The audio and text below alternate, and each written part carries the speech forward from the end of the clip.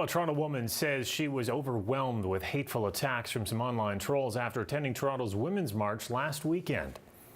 We are here because women's rights are under attack. What do we do? Stand up, fight back!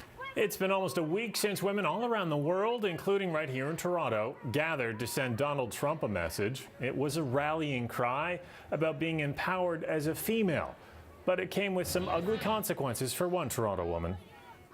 Ali Chasson joins us in studio with more on this story. So, Ali, we saw that swell of support, solidarity at the march, but all that was cut down online. Yeah, I mean, if you weren't there actually marching yourself, chances are you knew someone who was because of all of the Facebook posts that you would have seen.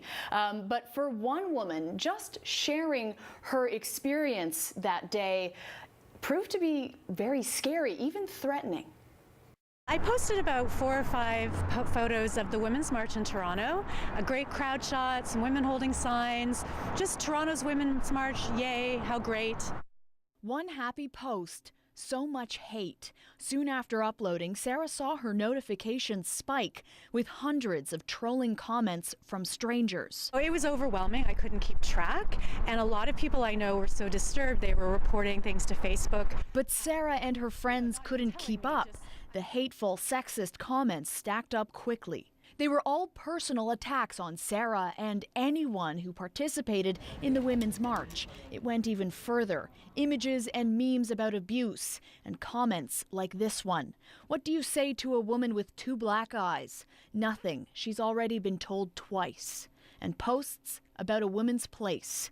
No shortage of those. I mean, it was an equal opportunity hate. It wasn't just women, it was racist, it was homophobic, it was fat shaming, it was just anything you could think of was in there.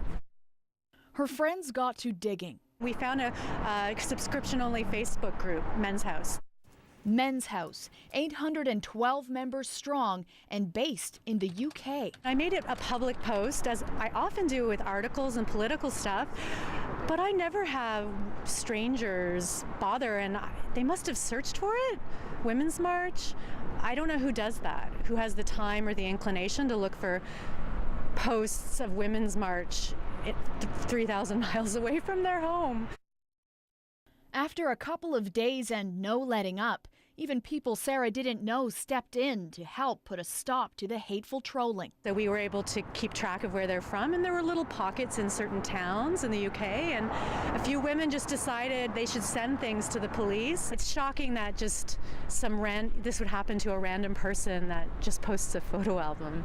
UK police were actually able to track down several of these men, all of them from a place called Telford, England. It's just south of Liverpool, and the police told us that they spoke with them directly and gave them a warning, saying that they are now on their radar. I'm glad to see there's some action there, but for Sarah, this has got to change how she approaches putting her life online. That's for sure. I mean, everything on Facebook is now private for her, and it's unfortunate, she says, that she even has to do that, but out of the very serious fear of being re-victimized, I mean, you could even tell in our story, we only disclosed her first name, so it's pretty serious. Okay, Ali Chasson, thank you. You got it.